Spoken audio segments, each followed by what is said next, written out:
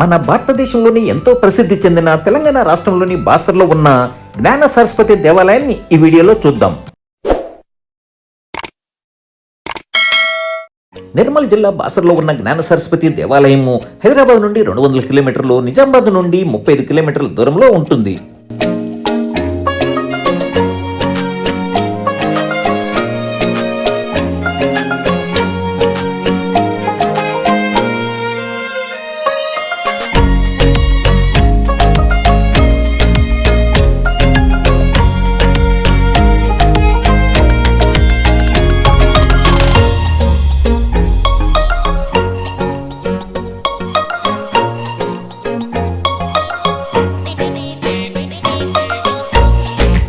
గోదావరి నది ఒడ్డును వెలిసిన ఈ బాసర జ్ఞాన సరస్వతి ఆలయ దర్శనానికి వెళ్లే భక్తులు ఎక్కువ మంది గోదావరి నదిలో స్నానమాచరించి దర్శనానికి వెళ్తుంటారు.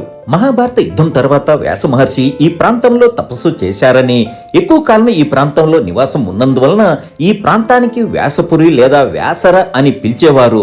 కాలక్రమేణా మహారాష్ట్ర ప్రజల ప్రభావంతో ఈ పేరు బాసరగా రూపాంతరం చెందిందని చెబుతారు.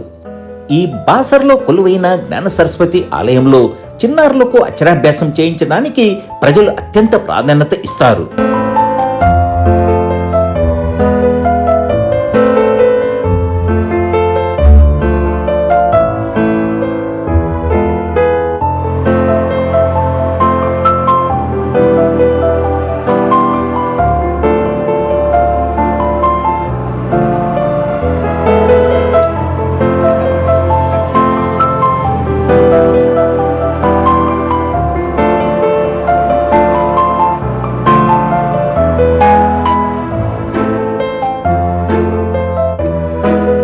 పురాణాల ప్రకారం వేదవ్యాస మహర్షి తపస్సు చేస్తే జగన్మాత దర్శనమిచ్చే ముగ్గురమ్మలకు ఆలయాన్ని నిర్మించమని ఆదేశించారని, వేదవ్యాసుడు నదిలోంచి 3 గుప్పెళ్ల ఇసుక తీసుకొచ్చి సరస్వతి, లక్ష్మి, మహాకాళి దేవతామూర్తులను ప్రతిష్ఠించారని చెబుతారు. చాళుక్య రాజులు ఇక్కడ ఈ ఆలయాన్ని నిర్మించారని చెబుతారు. కాశ్మీర్ తర్వాత ఈ బాసర్లో ఉన్న ఈ జ్ఞాన సరస్వతి దేవాలయమే ఎంతో ప్రసిద్ధి చెందిందని చెబుతారు.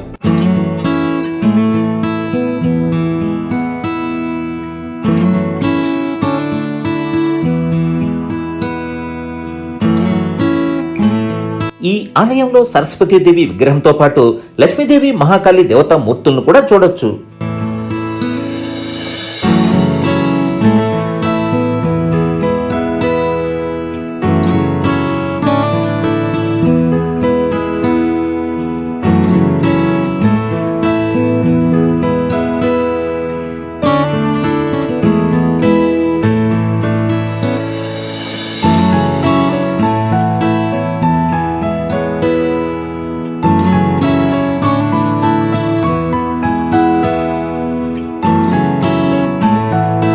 ఈ ఆలయంలో అక్షరాభ్యాసానికి ఎంతో ప్రాధాన్యత తల్లిదండ్రులు ఇస్తారు.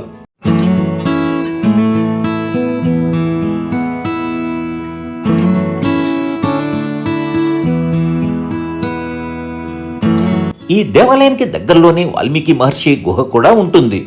ఈ గుహలో మాలోకుడు అనే మహర్షి తపస్సు చేసినట్లు చెబుతారు. వాల్మీకి మహర్షి ఇక్కడ రామాయణం రాయడానికి ముందు సరస్వతీదేవి విగ్రహాన్ని ప్రతిష్ఠించి రామాయణం రాశారని మరో కథనం కూడా ప్రచారంలో ఉన్నది. వాల్మీకి మహర్షి సమాధి, పాలరాతి శిల్పాల్లో ఇక్కడ చూడొచ్చు. ఇక్కడికి దగ్గరలోనే వేదవతి రాతి విగ్రహాన్ని చూడొచ్చు.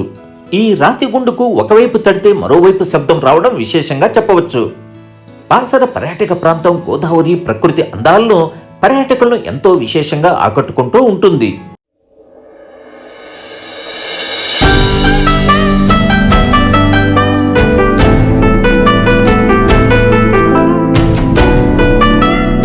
ఈ బాసర్లోనే 12,000 మంది విద్యార్థులు చదివే త్రిబుల్ ఐటీ ఉండడం వల్ల నిత్యం విద్యార్థులు తల్లిదండ్రులతో కలకలలాడుతూ ఈ ప్రాంగణం ఉంటుంది.